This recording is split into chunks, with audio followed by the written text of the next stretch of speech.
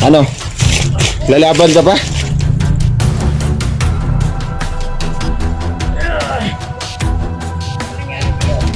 Tulong! Tulong, sir! Tulong!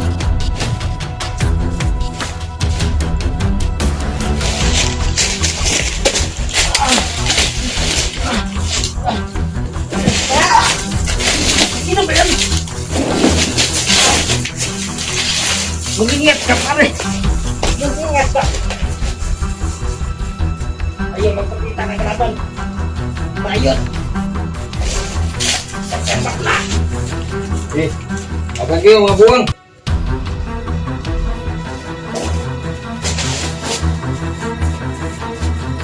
Bumalag ka, pare! Saan ka hangin? Sunta mo! Ulo yan eh! Yan ka sumutok!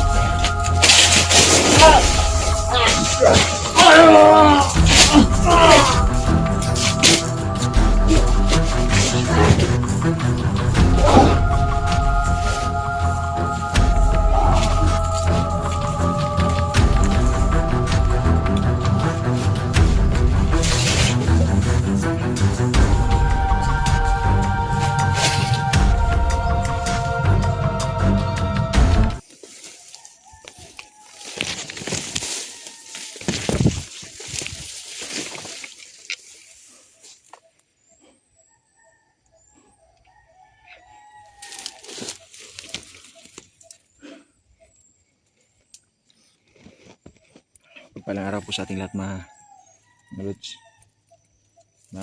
Mga dol.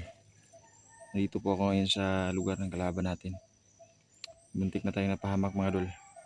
Buti na lang ay nadalhan tayo ng gabay, no? Diyos ko. Napakalawak po ng lugar na to mga dol. Isa-isa lang po yung mission talaga namin dito. Makatulong kami sa mga bata. At kung may napahamak mga vlogger, makita namin. Tulungan talaga namin. Kung meron mong hypnotize, ay tutulungin kami mga dol. Hindi kami magsasawang tutulong mga dol. Dahil alam namin na mahirap yung kalagayan namin dito sa bundok talaga. Napakahirap. Balang araw mga dol, maintindihan nyo mga dol kung gaano kahirap talaga yung kalagayan namin dito. Buti na lang talaga mga dol, nakaligtas tayo, no, sa tiyak na kapahamakan. Naging practical na sila mga dol. At may technique na sila kung paano talaga tulad ngayon mga dol, may naririnig tayong mga uwak. Alam naman natin na itong mga uwak na to ay may connection, no, bilang mga spy ng ating kalaban. Yun po, nakahirap talaga.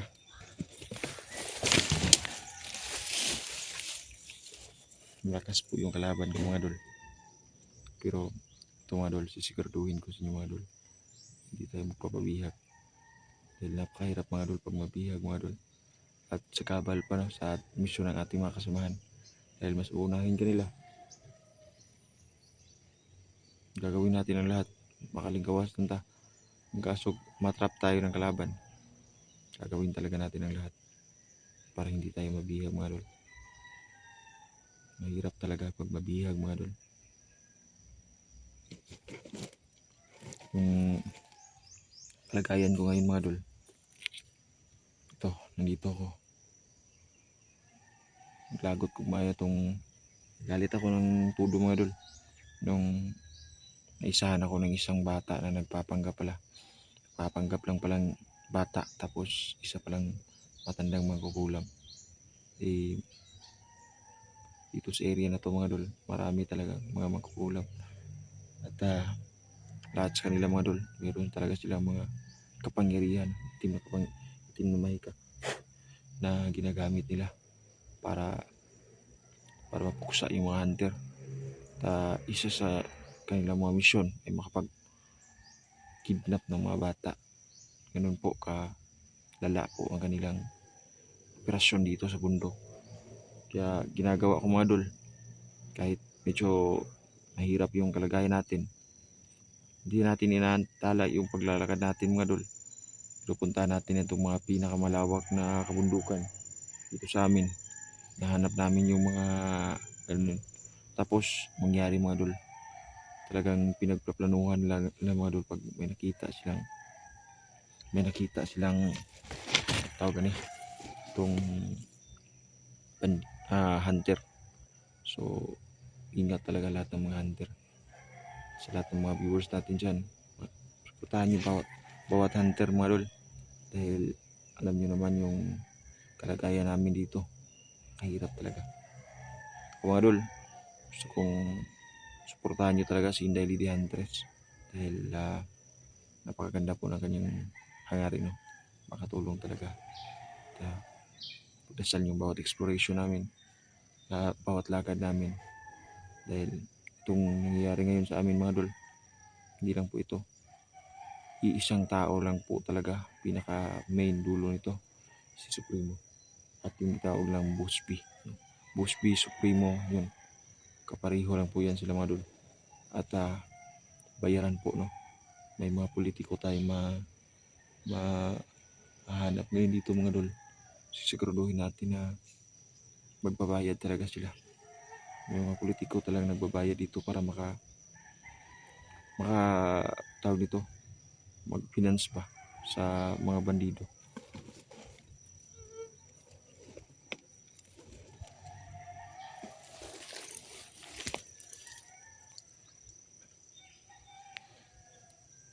Pasensya na kayo mga idol, yung video natin mga idol, medyo kabirya yung cellphone natin.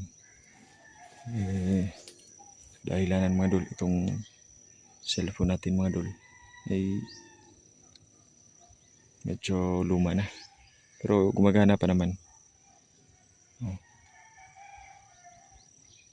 Tawag dito mga idol, maraming pako dito.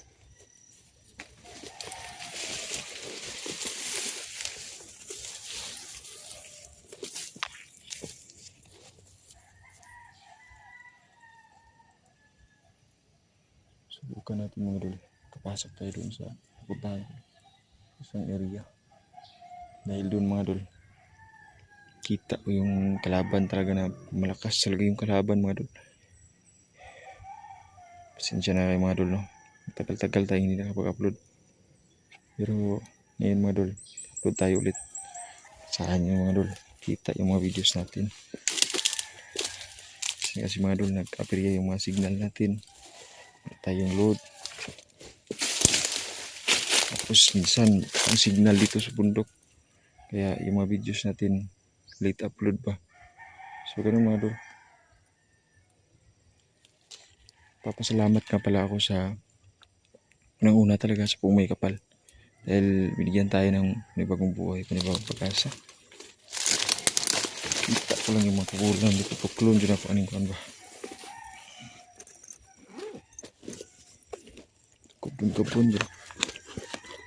gabon dyan ako sa aning sili ng mga diwata mga idol. Ito ang pinaka mabisang, dalawa yung tayin natin sila mga idol.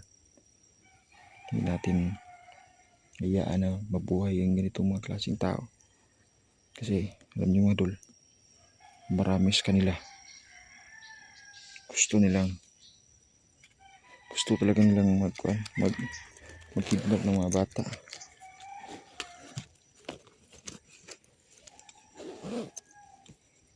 Hindi na lang taga mga idol, hinahirap tayo ng isang napakagandang weapon mga idol.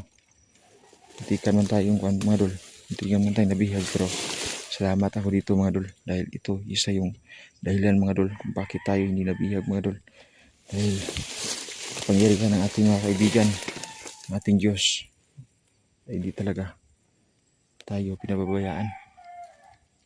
Bawat lakad natin, meron talaga tayong proteksyon.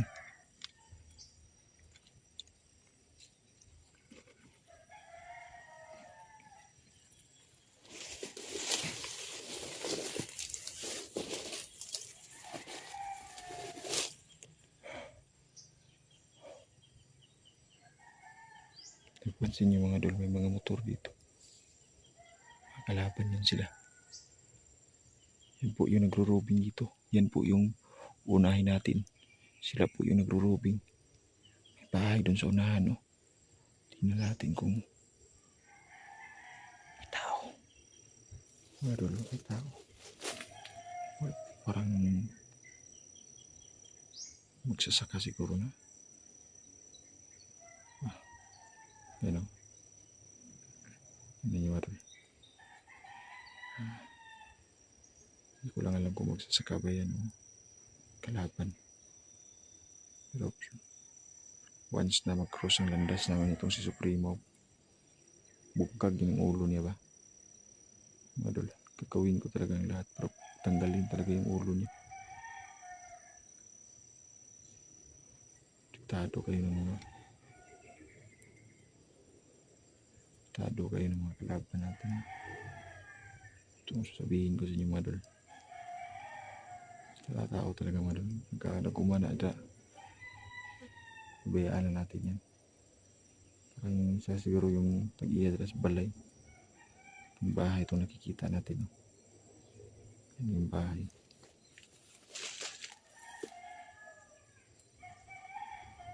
May hayupan siya. Napakaganda. May ganito kang lupa mga dol. Tapos may mga kalubinhan. Madalang lang po yung nakatira dito sa malayong lugar mga dol. Kasi takot sila. Pero sinasabihan ko sila, nilalagyan ko ng protection yung mga bahay nila. Para hindi sila proteksyonan talaga sila parang kalaban. Dahil mahirap mga dol yung kalagayan nila dito. Naghahanap buhay sila. May protection ka mga dol. Yung bahay at lupa mo. Wala nang problema. Labas masok na yung mga kalaban. Pero sabihin ko sa yung mga dol. Yung mga kalaban na yung mga dol. Ay wala na yung problema mga dol. Sabihin ko sa inyo. Ito mga kalaban natin. Wala. Ay may lalaki pala. Laog mo.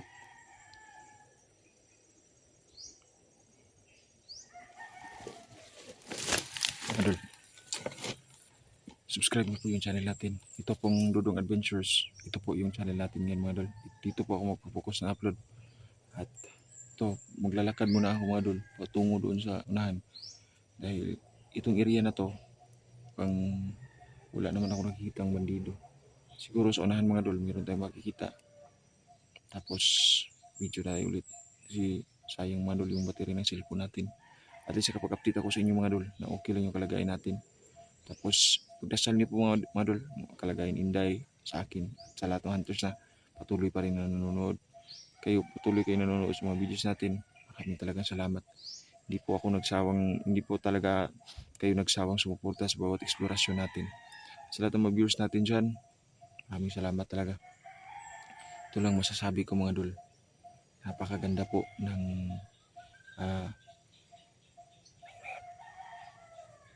naririnig akong mga huni ba? May naririnig akong huni. Wala. Dito talaga yung si Supremo. Dito lagi yung Supremo tinatawag nila. Maglakad tayo doon sa unahan mga dol. Tingnan natin kung meron talaga yung si Supremo dito. Dahil naririnig ko yung huni ng isang instrumento. Nandito lang talaga. Patay ka sa akin ngayon. Patay ka talaga sa akin.